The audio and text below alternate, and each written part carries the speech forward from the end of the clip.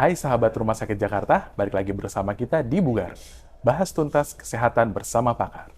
Baik, sebelum kita mulai acara podcast hari ini, mari kita kenal dulu dengan Rumah Sakit Jakarta.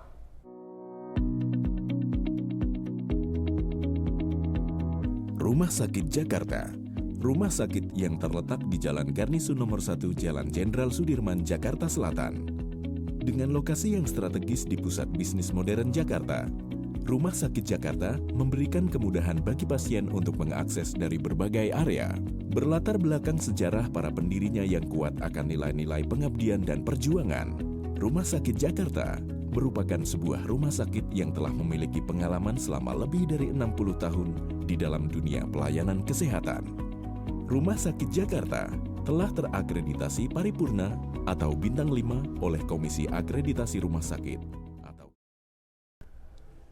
Baik, perkenalkan saya dengan Dr. Arya yang akan menjadi moderator pada episode kali ini, dan narasumber hari ini yang sudah hadir bersama saya yaitu Dr. Ardiando Hezron Saragih, spesialis penyakit dalam, konsultan gastroenterohepatologi di Rumah Sakit Jakarta.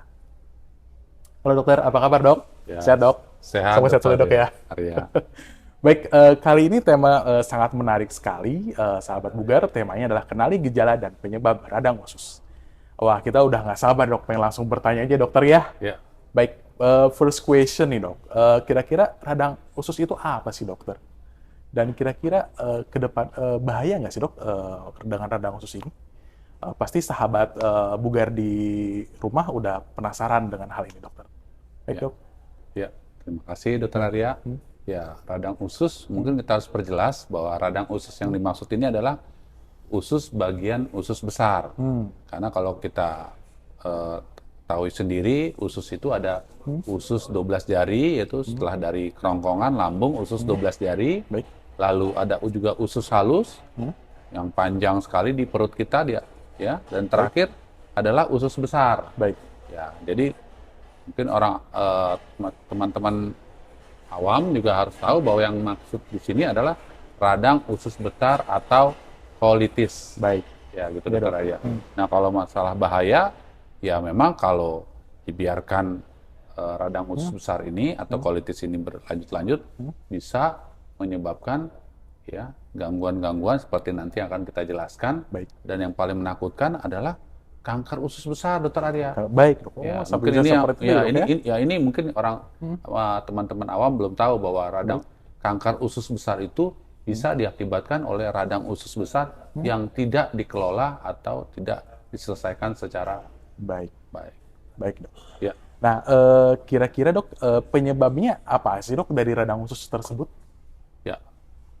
Jadi penyebab radang usus besar ini ada multifaktorial. Baik. Kalau kita bilang, artinya ada bermacam-macam Baik. faktor.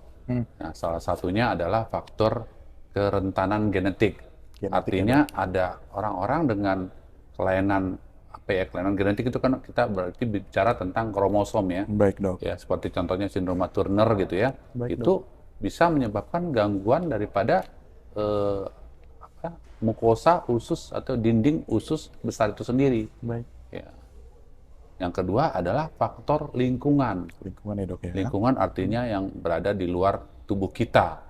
Yang paling sering kita ketahui daripada radang usus besar ini adalah makanan. Makan nih dok. Ya, diet. Makanan apa sih? Makanan contohnya makanan-makanan yang tinggi lemak. Tinggi lemak. Ya. Baik. Juga makanan-makanan yang dikatakan berhubungan dengan radang usus besar ada yang mengandung daging merah. Baik. Ya, daging merah, apalagi kalau makanan itu tidak dimasak secara sempurna. Misalnya dibakar atau tidak matang. Baik. Ya.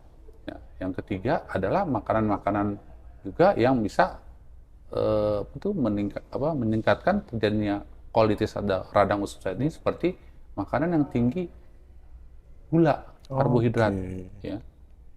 Tapi ada juga makanan tertentu yang membuat radang usus besar ini tidak timbul. Contoh, makanan yang banyak mengandung serat, buah dan sayur-sayuran. Oke, tinggi serat ya dok ya. Dan yang terakhir, penyebab yang ketiga adalah masalah disregulasi daripada sistem imun terhadap barier atau mikrobiota yang ada di usus kita. Jadi kalau kita ketahui usus besar kita ini banyak mengandung bakteri. ada bakteri yang baik dan bakteri yang jahat. Baik. Nah, pada kasus radang usus besar atau colitis ini, ya terjadi ketidakseimbangan antara bakteri yang jahat dan bakteri yang baik. Baik. Nah, gitu. Bakteri yang jahat ini salah satunya bisa merusak daripada pertahanan atau barrier daripada dinding usus besar itu sendiri. Baik, dokter. Ya, itu kurang lebih penyebabnya daripada Baik, dok. colitis itu, Dokter Arya. Jika gejala pada kita kan membahas tentang radang usus besar sekarang ya dokter ya. Ya, betul. Nah, kira-kira gejalanya ini apa dok pada colitis ini dokter? Secara garis besar aja dok. Ya, Ah, paling sering masyarakat awam datang ke kami itu datang dengan keluhan nyeri perut. baik. Nyeri perutnya kadang-kadang tidak spesifik. Dia mengatakan, saya mengeluh nyeri perut dok, di seluruh perut, kadang di atas, kadang di bawah. Dan nyeri perutnya ini up and down, artinya kadang muncul, kadang hilang. Baik. Nah, awal-awalnya begitu. Nanti dengan berjalannya waktu, semakin lama, biasanya nyeri perutnya ini akan Makin hebat. makin sering Oh munculnya. baik, makin sering ya. Ya, itu yang pertama. Yang kedua, nah karena kita berbicara tentang radang usus besar, nah akan terjadi perubahan gangguan defekasi, yaitu buang air besarnya umumnya Baik, adalah mencret atau diare. baik.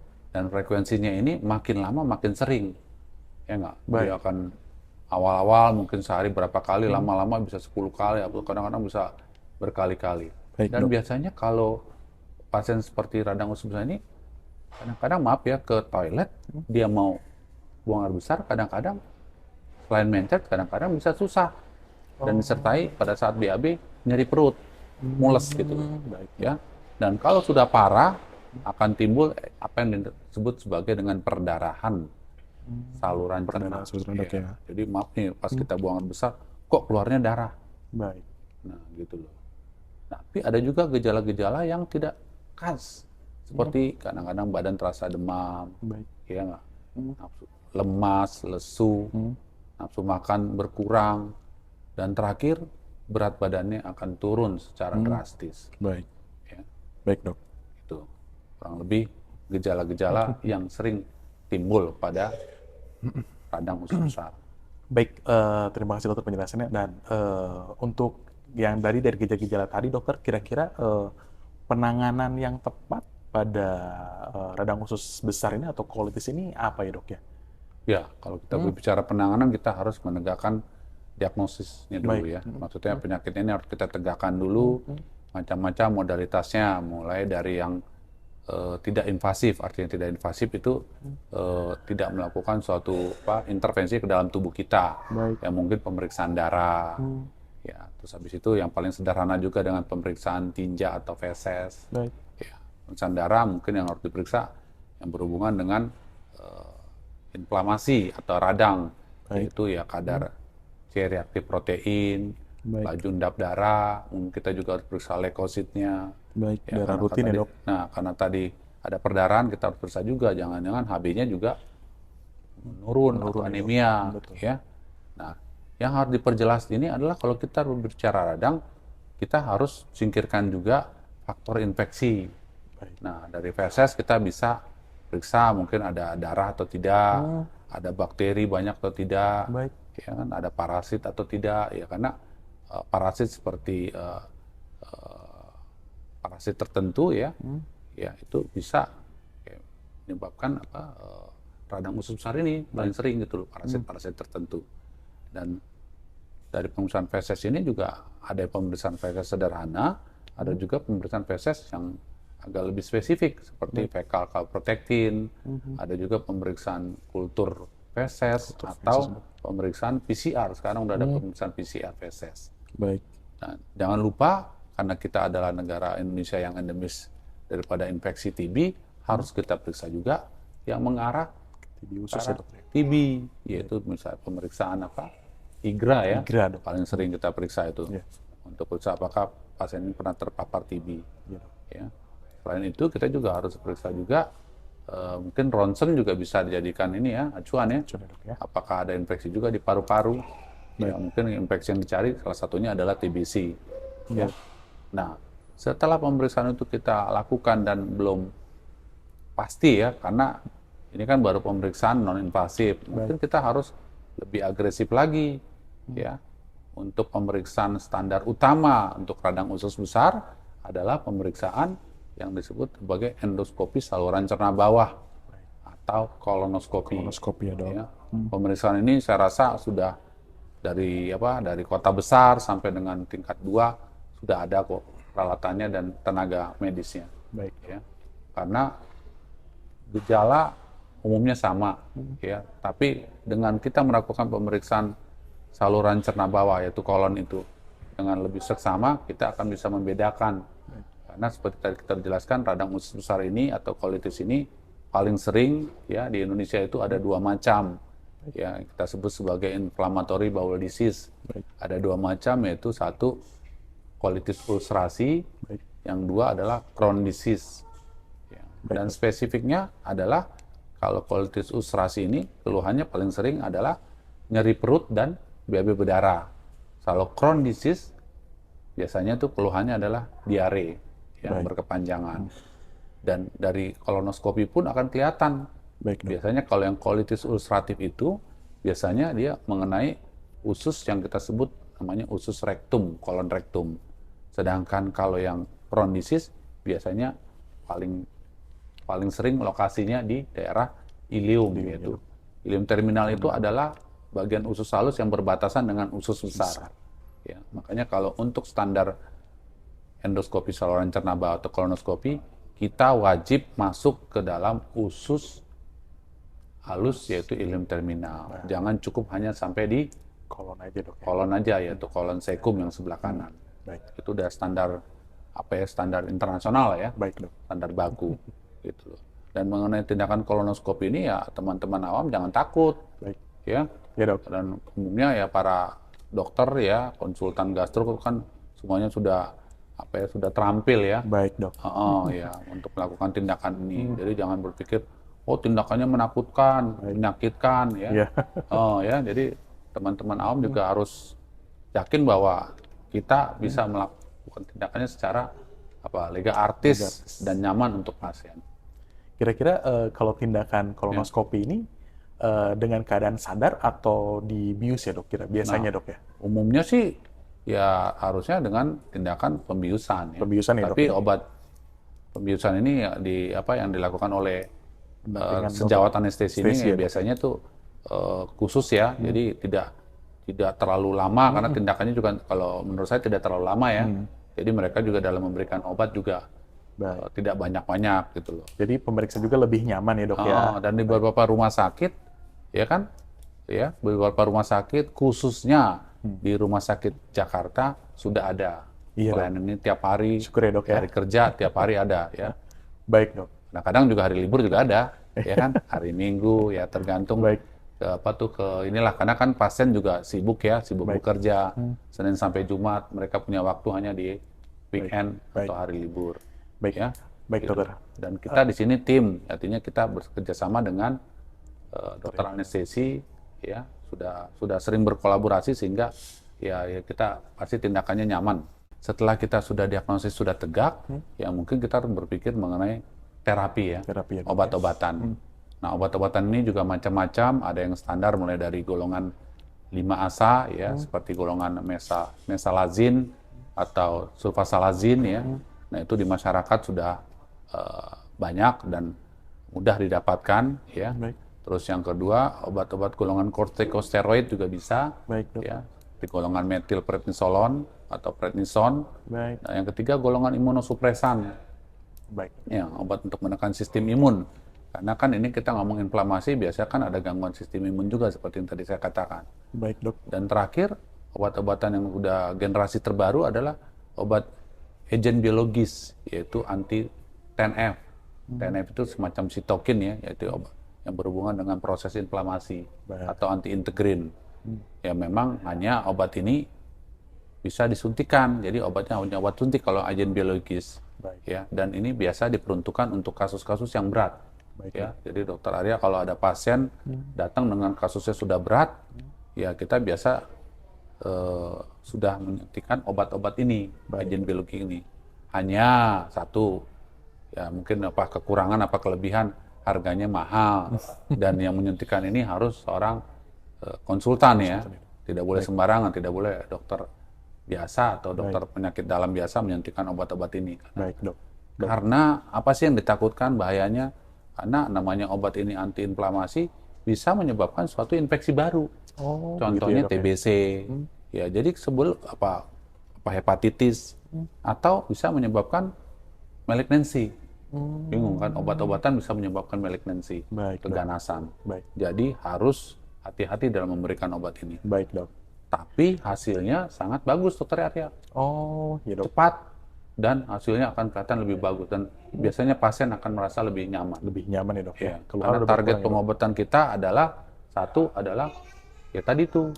Jadi mukosa atau dinding daripada usus besar yang mengalami kerusakan itu kembali normal dan keluhan pasien hilang. Oh, jadi Gitu. Keluhan signifikan ya, tadi Dok? nyeri perut signifikan. Cuman seperti tadi mungkin harga yang harus dipertimbangkan karena ya asuransi sendiri pun juga kadang-kadang juga agak sedikit hati-hati dalam Baik, Dok. ACC ya, Dok, ya? meng-ACC obat ini. Baik. Itu lagi Dokter Arya, mohon maaf, mengenai terapi. Heeh. Ini penyakit kronis yang berhubungan dengan faktor psikologis. Ya. Jadi pasien-pasien dengan radang usus bukan katanya sih, teorinya tidak boleh stres. Iya. Nah, harus sering healing. Ya, nggak? Ya. Itu yang saya baca, Dok. Faktornya salah satunya stres juga ya, Dok, ya? Iya. Baik. Jadi saya kembalikan lagi ke pasiennya. Kalau dia kerja di tempat kerjanya stres atau di rumah stres atau di mana-mana stres, ya tolong dikontrol kali stresnya ya. Manajemen Karena- stresnya, Dok, ya? mungkin harus ada manajemen stres, mungkin Baik. ke siapa ya, mungkin ke dokter spesialis tertentu yang biasa menangani stres. Baik. Ya, Ini last question ya, Dok. last question. Kapan sih sebaiknya kita tuh konsultasi dengan dokter konsultan gastroenterohepatologi, Dok? Ya, kalau gejalanya tidak mengalami perbaikan, karena nyeri perut ini kan suatu gejala yang common ya, maksudnya gejala yang umum, Baik. ya kan? Infeksi bisa, radang bisa, ya salah makan, intoleransi juga bisa, ya kan? Jadi ya apabila gejalanya dalam waktu 2 atau 4 minggu tidak perbaikan, ya mungkin lebih baik sebaiknya juga konsultasi. Apakah ada hal-hal yang berhubungan dengan radang usus besar tadi? Baik, Dok.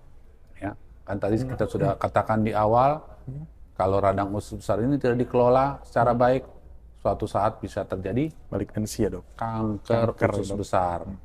Ya, jadi jangan heran kalau kanker usus besar tiba-tiba pada usia muda sudah timbul, Baik. umur 30, 40. Baik, Dok. Betul, Dokter Arya. Baik, terima kasih, Dokter. Oh ya, satu lagi, ini bukan menakut-nakuti. Untuk perokok juga hati-hati, karena ternyata merokok sendiri bisa menyebabkan radang usus besar, Dokter Arya. Oh, kok bisa sih, Dok? Kan istilahnya kan ke paru nih masuknya kalau kita ngerokok. Ya, Kok bisa? tadi kan masuk ke Lewat darah ya, Dok? pembuluh Ya, darah. gitu. Ya kan, itu kan salah satunya kan adanya radikal bebas yang menyebabkan stres oksidatif. Baik. Teori patogenesisnya seperti begitu. Jadi kalau misalnya memang perokok, berarti kalau ada colitis harus stop merokok juga ya, Dokter ya? Ya harus. Baik. Ya. Jadi jangan cuma hanya mikirin masalah paru-paru aja, ya. Gitu loh. Tapi pikirkan juga ususnya. Baik, Dok. Ya mungkin yang orang awam pikir kan, oh nggak ada hubungannya merokok dengan usus. Usus, iya, betul, Dok. Ya. Baik. Baik, Dokter. Dokter ada pesan-pesan untuk sahabat Bugar Rumah Sakit Jakarta, Dokter? Oh ya, pesannya adalah penyakit radang usus besar atau colitis ini adalah suatu penyakit radang kronis yang bisa mengalami kekambuhan. Ya. Selain itu, radang usus besar ini juga disebabkan oleh beberapa faktor tadi saya bilang multifaktorial. Ya. Jadi selain karena faktor genetik, faktor lingkungan, yang salah satunya adalah makanan yang kita makan, termasuk juga obat-obatan. Saya tadi lupa cantumkan. Obat-obatan apa sih? Obat-obatan salah satunya adalah anti nyeri. Ya, kan sekarang banyak ya beredar, ya, dikit-dikit sakit minum obat anti nyeri. Nah ternyata terutama golongan NSAID, ya, seperti ibuprofen, ketoprofen, ya, apa natrium diklofenak, itu bisa menyebabkan radang usus, apalagi kalau dipakai dalam jangka panjang. Ya. Dan oleh karena itu salah satunya juga manajemen stres juga harus pertimbangkan untuk pada pasien-pasien yang mengalami radang usus. Ya. Baik. Saya harap ya dengan mengerti ya ini ya acara kita hari ini, Baik, Dok. teman-teman sahabat bugar Rumah Sakit Jakarta mungkin harus lebih waspada ya, Baik. lebih waspada dan terhadap radang usus besar ini.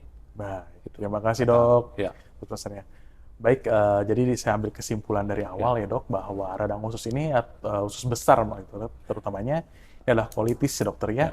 Jadi radang usus besar ini bisa terbagi dalam dua. Pertama adalah ulcerative colitis ataupun chronicis ya, Dok ya. Baik, terus penyebabnya bisa multifaktor, Dokter bilang. Pertama adalah genetik, kedua lingkungan, contohnya adalah diet.